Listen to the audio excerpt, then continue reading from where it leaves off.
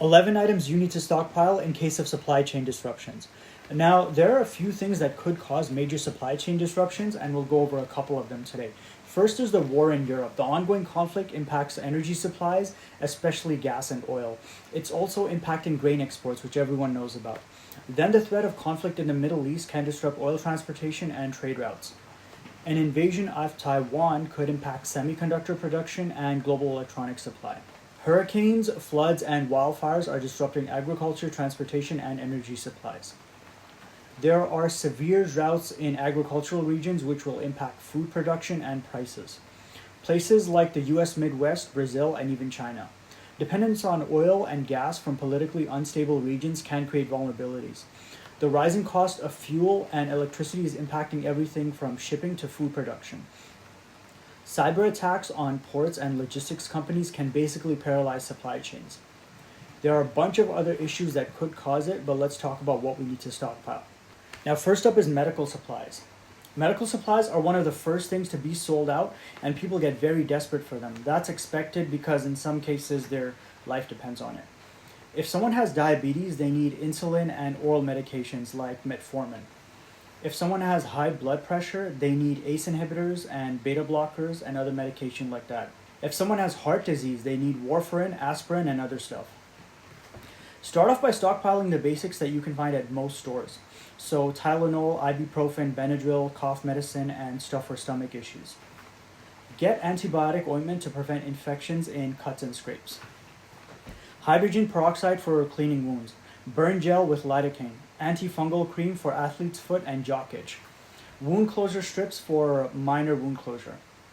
I also think people should stockpile melatonin in case an emergency happens and you're having a lot of trouble sleeping, which is possible. Electrolyte powders for dehydration and heat exhaustion. Caffeine tablets for energy and focus in emergencies.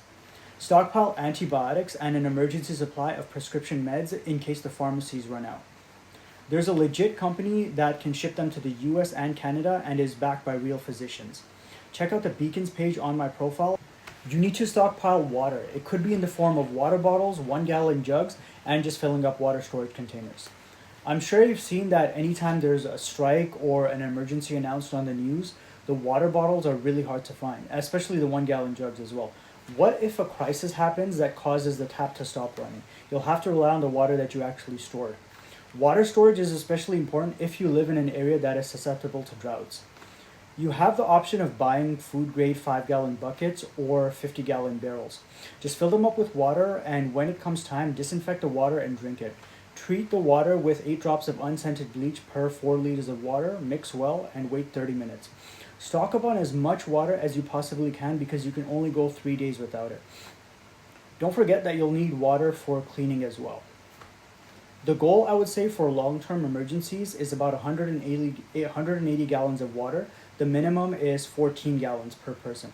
I also recommend a water filter straw and a desktop gravity water filter. Stockpile food in case stores aren't able to restock. Try to get food that lasts long, like oats, rice, beans, pasta, and white flour.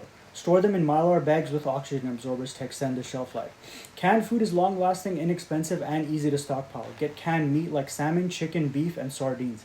Get cooking oil like olive oil or avocado oil, but vegetable oils are the cheapest options. Don't forget to regularly check the expiration dates as well. I also recommend comfort foods like cocoa powder and even spices to make food taste better. You need salt to survive, so make sure to stockpile lots of salt. Sugar is also good to have, and it's cheap. You don't need any special storage methods, just airtight containers, and store it in a cool, dry place. Milk expires quickly, so even if you store a bunch of it, it really won't help you. If you have a milk drinker in your house, then get powdered whole milk. That's the best option. If you can your own food, then get canning supplies like jars, rings, and lids. You need to buy hygiene products as well, so soap, toothpaste, feminine hygiene products, and toilet paper. Cleaning supplies like bleach and disinfectant wipes. Household items like trash bags, tinfoil, and Ziploc bags. Get basic tools like hammers, nails, and saws. Now, if the supply chain disruptions go on for a while, then you're going to see looting and home invasions. If you don't have some already, get weapons to defend your home. Now, I can't mention the usual weapons because of the platform, so we're going to go over the other stuff. Swords, a baseball bat, bear spray, a machete, stuff like that. Reinforce your entrances, get security cameras and an alarm system. Of course, ammo is important too if you have the weapons. Those shortages usually come out of nowhere and everybody starts panicking. I always say 600 rounds of ammo per weapon is the minimum. You need backup power too, like batteries, power banks, and even a generator. If you have a propane stove and a heater, get lots of propane cylinders. If you have any electronics you're looking to get, like night vision, two-way radio, satellite phones, even drones, get them as well. Supply chain issues will only make them more expensive and harder to find. Get a jerry can and stockpile some extra gas for your vehicle and your generator.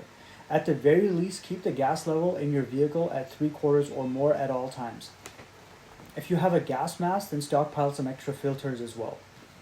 There are many items I could talk about. The list really goes on and on. I recommend you start with food, water, medical supplies, and then move on to all the other stuff. Think about what you use on a regular basis and stockpile more of it. Thanks for watching. Make sure to like and subscribe.